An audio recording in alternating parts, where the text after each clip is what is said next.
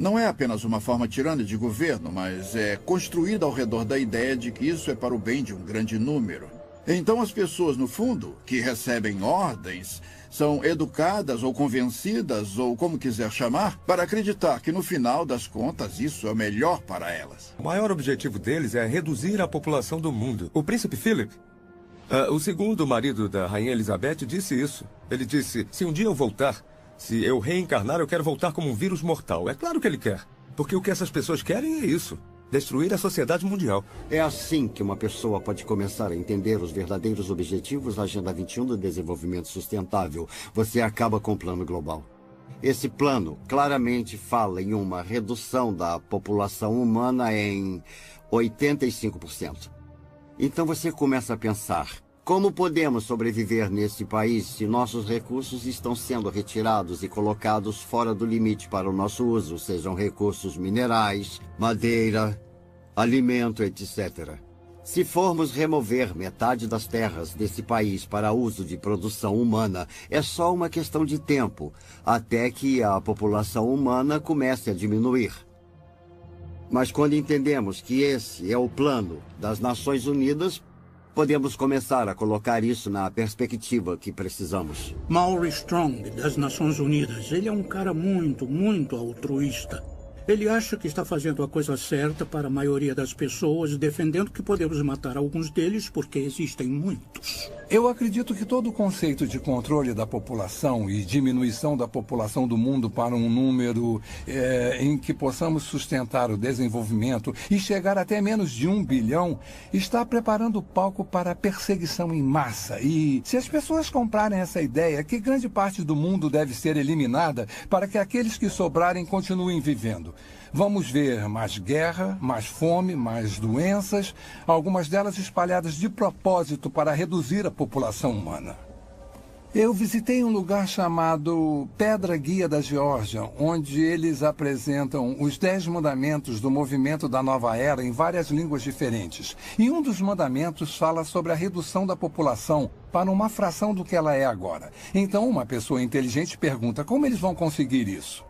Se esse é um dos objetivos e eles vão trabalhar para alcançar esse objetivo, então quem serão as vítimas e como eles vão escolher quem vive ou morre? As pessoas acham difícil de acreditar porque não ouvem de muitas fontes.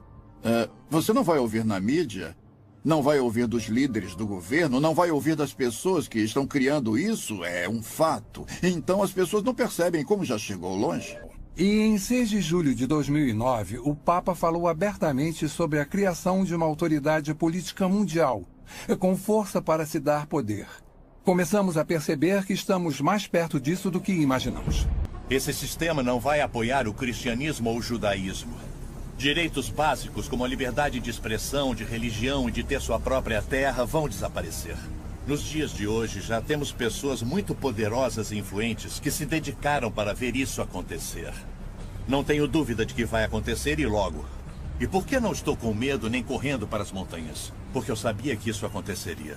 Incrivelmente, isso foi profetizado há mais de 2000 anos. Estou cansado das pessoas dizendo, você não pode provar a Bíblia. Posso sim, se você se der ao trabalho de descobrir a integridade do seu projeto, e então que o projeto teve que ser originado de fora do tempo, porque escreve a história antes que ela aconteça, com uma precisão assombrosa, e quanto mais sabemos sobre a Bíblia, e quanto mais sabemos sobre o que está acontecendo geopoliticamente ou no mundo, mais vemos uma convergência se aproximando dos cenários bíblicos clássicos. A Bíblia diz que nos últimos dias o governo do anticristo estaria sobre 3 pilares. O primeiro é um governo mundial, o segundo é uma economia global e o terceiro é uma religião global.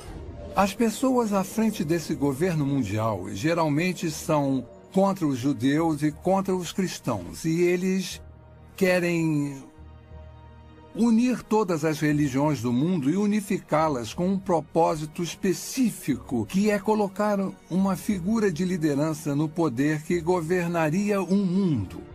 E a Bíblia nos alerta para esse tipo de desenvolvimento nos últimos dias. Estamos muito longe de onde estávamos nos anos 50 e 60, na atmosfera do anticristo.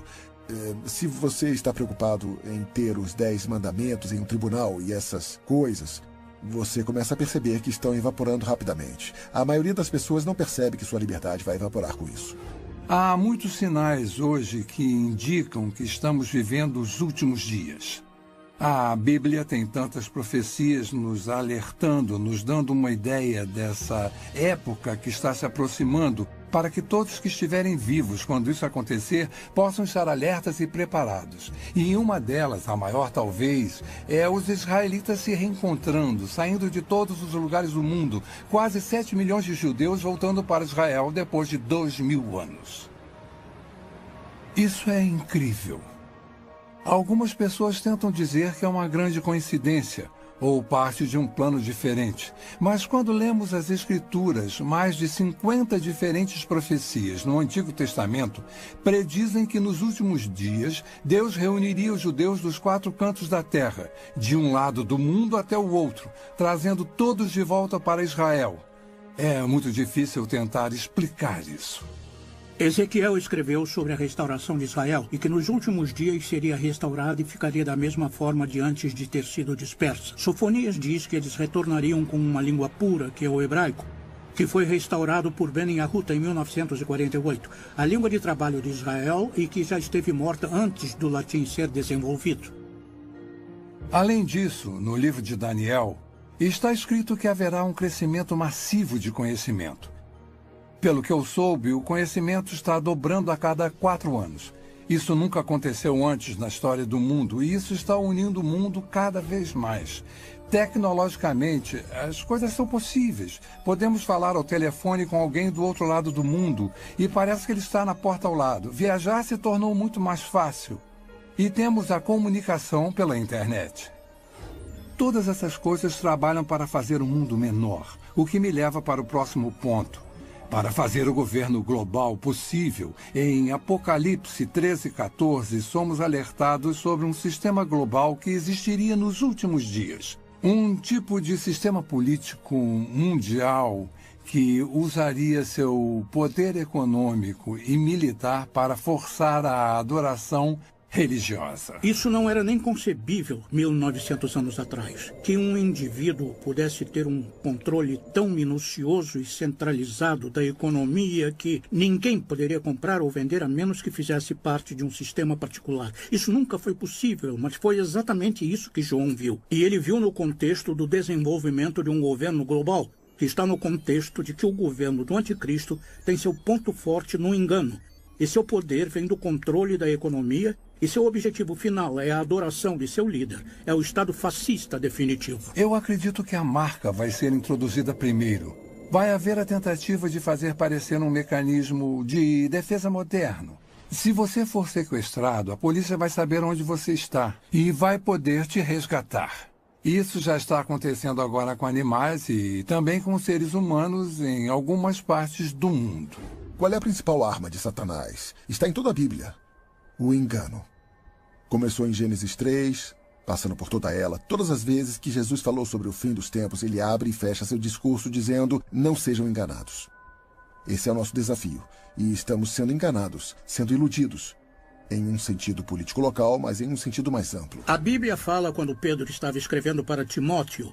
E ele disse que nos últimos dias as pessoas amontoarão para si doutores tendo comichão nos ouvidos e voltarão às fábulas porque não querem ouvir, porque o que querem ouvir não é necessariamente a verdade. E estamos vivendo em uma geração agora em que a verdade está se tornando subjetiva. Pode haver realmente 2 versões da verdade. Finalmente, em Mateus 24, Jesus nos alerta sobre enganos sem precedentes que vão acontecer no final dos tempos, precedendo sua segunda vinda. E, especificamente no versículo 24, ele diz: até os eleitos seriam enganados, se isso fosse possível. E deve ser um grande engano para Jesus fazer esse tipo de declaração.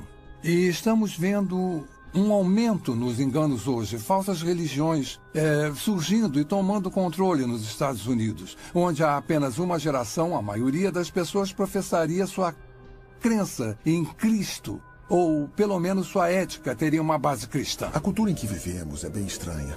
Ela nega a existência da verdade. Para que servem as universidades? Eu pensei que fossem para descobrir a verdade. Qual é o propósito da ciência? Descobrir que é a verdade. E vivemos numa sociedade que nega a existência da verdade. Outro sinal é o crescimento da depravação do homem. Em 1ª e 2ª Timóteo, fala sobre como nos últimos dias o homem se tornaria mais focado em si mesmo, estaria em busca de prazer. Seria egocêntrico, orgulhoso, soberbo. E estamos vendo todas essas coisas hoje através do movimento da nova era de formas que nunca vimos antes. O importante somos nós. Literalmente temos milhões de pessoas que acreditam que são Deus. Jamais encaramos uma situação como essa antes, mas encaramos agora. Estamos quebrados, estamos em uma guerra global, estamos em uma guerra religiosa. Tudo, na verdade, parece estar... Estamos em declínio, estão falando em se livrar do dólar americano. Tudo parece apontar para os Estados Unidos não ser mais a única superpotência mundial, que é exatamente o que a Bíblia diz. Podemos ver tudo convergindo para isso. Então, podemos fazer uma lista dos principais países do Oriente Médio, da Europa e do Extremo Oriente e rever essa lista. Podemos falar sobre tecnologia, podemos fazer uma lista de tendências. Somos classicamente monitorados por empresas, numa dúzia delas. E quanto mais você sabe sobre cada uma delas e quanto mais sabe o que a Bíblia fala sobre elas, você vê a convergência. Não é só uma, são todas elas ao mesmo tempo. Está claramente dizendo que esta geração não vai passar até que todas essas coisas se cumpram. Faz parte desse discurso, mas faz de Israel a referência, é o relógio, é o cronômetro. Quando começar a andar, nós teremos apenas mais uma geração. E estamos bem perto disso agora. Meu desafio para qualquer um, para quem essas coisas estão frescas, novas e desconhecidas, é descobrir por si só. Não o que o Chuck Missler ou alguém no rádio ou TV disse. Descubra por si só o que a Bíblia realmente diz. A Bíblia diz que os céus e a terra proclamam a existência e a majestade de Deus, nosso Criador. Esse mesmo Criador nos deu um livro para partilhar seus pensamentos e planos para nossas vidas. Diferente de qualquer livro em toda a história, ele prediz o que vai acontecer no futuro.